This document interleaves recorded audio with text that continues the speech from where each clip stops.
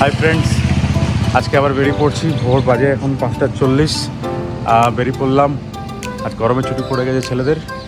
হঠাৎ করে বেরিয়ে যাচ্ছি লং ড্রাইভে, জানি না কোথায় যাব। ক্রমশ প্রকাশ্য। চলুন আমার সাথে ঘুরবেন।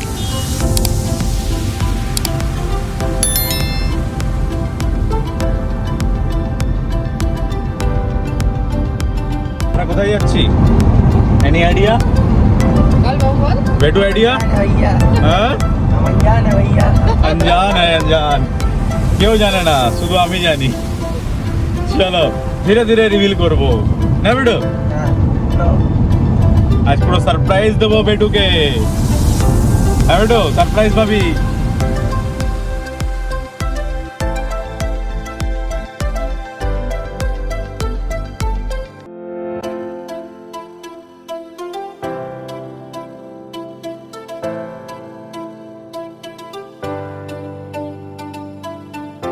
মুহূর্তে আমরা আছি বেলদা। জাস্ট বেলদা থেকে বাঁ দিকে ক্রস করলাম ভুবনেশ্বর রোড থেকে। আমরা অ্যাকচুয়ালি আছি দীঘার রুটে, বাট দীঘা এখন এই মুহূর্তে যাব না। আমরা যাব মন্দারমণি। একটু রিফ্রেশ হচ্ছি। অ্যাম্বের এক্সেস এনার্জি ড্রিঙ্ক খেয়ে নিয়ে এসেছিলাম, অনেকটা এনার্জি লস হয়েছে, তাই এনার্জি ড্রিঙ্ক নিয়ে একটু এনার্জি নিয়ে নেবো। আর এখানে কিছু চা দোকান আছে। জাস্ট মেন রোড থেকে বাঁ দিকে ঘুরেছি, দেখতেই পাচ্ছেন এটা মেন রোড ছিল। চায়ের দোকান। আমার ছেলে এখনো জানে না, আমার ওয়াইফ চলে গেছে চা খেতে।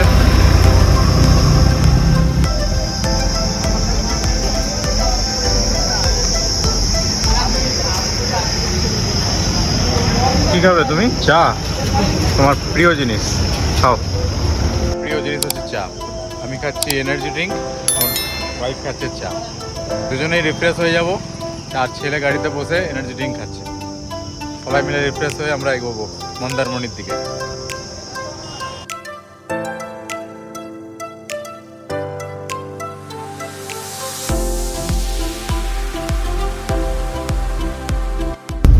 রাস্তার যা কন্ডিশন, পুরো স্টেট হাইওয়ে না গ্রামের রাস্তায় যাচ্ছি কিছু বোঝাই যাচ্ছে না।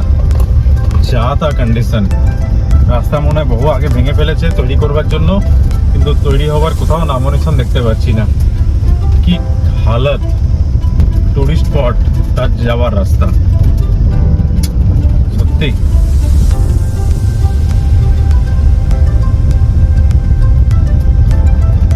কত কিলোমিটার যে এইভাবে বেরোতে হবে জানি না।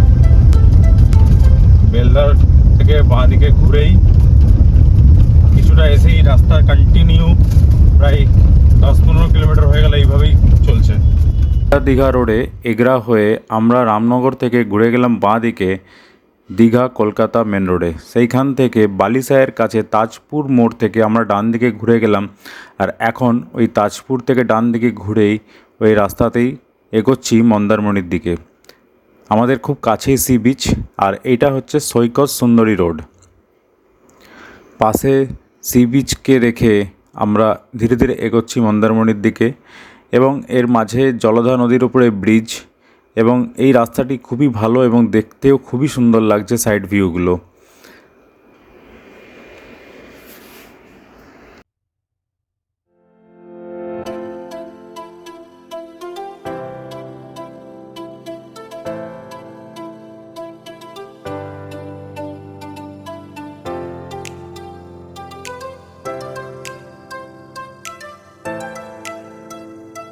আমরা এসে পৌঁছে গেছি মন্দারমণি। জাস্ট হোটেলে চেক ইন করলাম, রুম দিচ্ছে, রুম দেয়নি এখনও। এটা হোটেল দেবরাজ রিসর্ট। রুমের ভেতর দেখাবো আপনাদেরকে। ওটা অ্যাডভান্স বুকিং করেই এসেছিলাম। ভালো, বাইরে থেকে তো ভালোই মনে হচ্ছে। এবারে ভেতরে গিয়ে দেখি, দেখাবো আপনাদেরকে। এদের পার্ক আছে, বড় সুইমিং পুল আছে। দেখা যাক আর কি কি আছে। একদম সি বিচের ওপরে।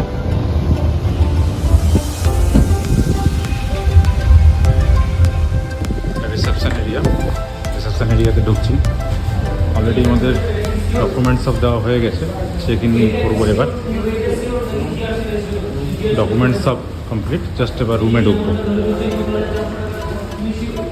কোন ফ্লোরে আছে রুম? লিফট নেই?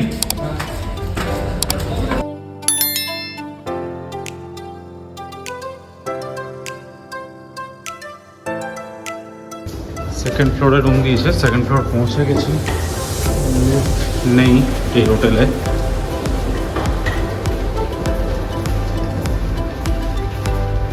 আশেপাশে অনেক হোটেল আছে, মন্দারমণিতে এখন প্রচুর হোটেল। রুমে ঢুকছি, 3003 নম্বর রুম।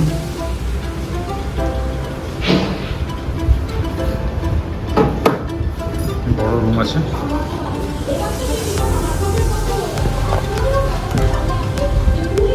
বাথরুম পরিষ্কার পরিচ্ছন্নই আছে।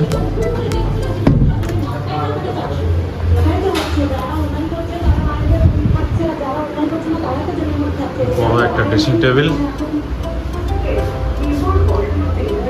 টিভি আছে, সোফা আছে, বেডটা কিং সাইজ বেড, এসি আছে, এবং সব থেকে ভালো জিনিস যেটা সেটা হচ্ছে ব্যালকনি আছে, দারুণ ব্যালকনি। তবে সাইড ভিউ দিয়েছে, সি দেখতে পাচ্ছেন, সুইমিং পুল আছে, খুব সুন্দর স্পেস। বেটু কেমন লাগছে? দারুণ। খুশি তো? ইয়েস। হোটেলের এরিয়াটা বেশ বড়। এই জায়গাতে এসে আমরা সন্ধ্যেবেলায় খুব সুন্দর মজা নিয়েছি, ঠান্ডা হাওয়া এবং দারুণ একটা সময় স্পেন্ড করেছি। সি বিচের একদম ধারেই হোটেলটা এবং অনেকটা স্পেস নিয়ে তৈরি করেছে, দারুণ।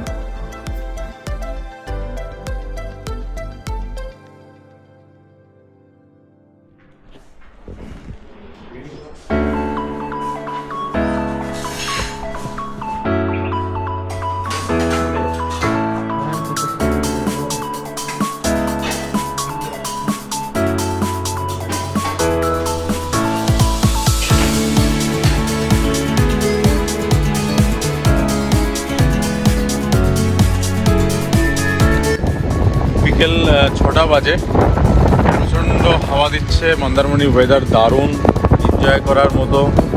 আমরা যে হোটেলে আছি সেই হোটেলের সামনেই সি বিচে বেরোলাম। দারুণ লাগছে, ওয়েদার এত সুন্দর, এত হাওয়া, মানে আপনি পুরো রিল্যাক্স করতে পারেন নিজেকে। ব্যস্ততম জীবন যে আছে তার থেকে আপনি দু একদিনের জন্য ছুটি কাটাতে এসে নিজেকে রিল্যাক্স করতে পারেন।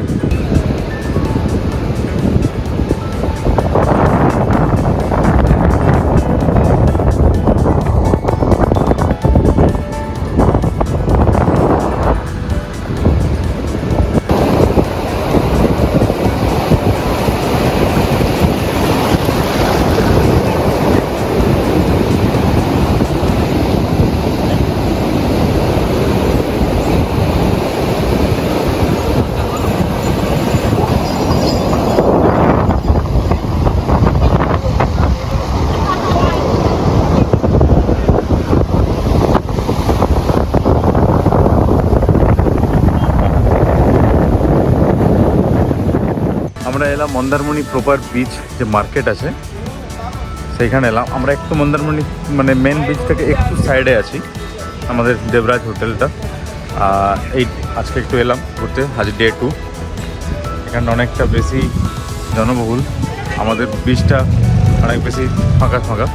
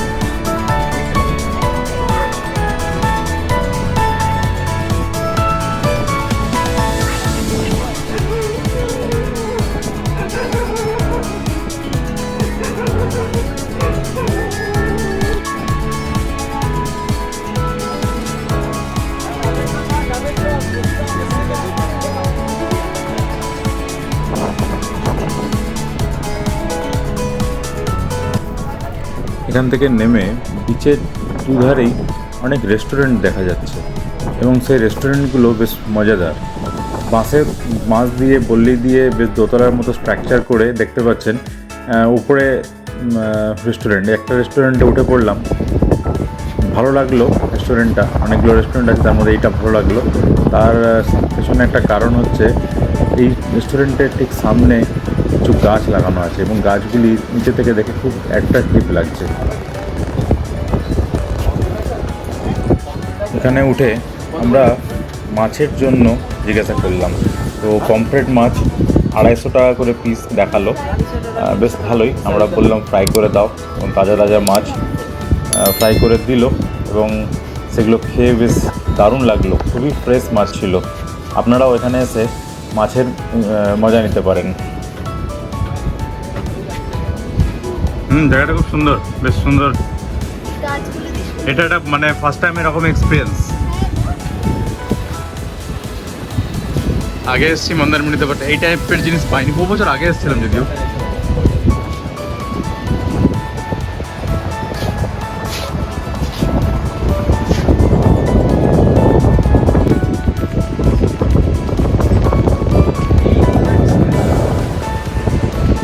সুন্দর একটা রেস্টুরেন্ট, একদম গোয়া গোয়া ফিলিং আসছে।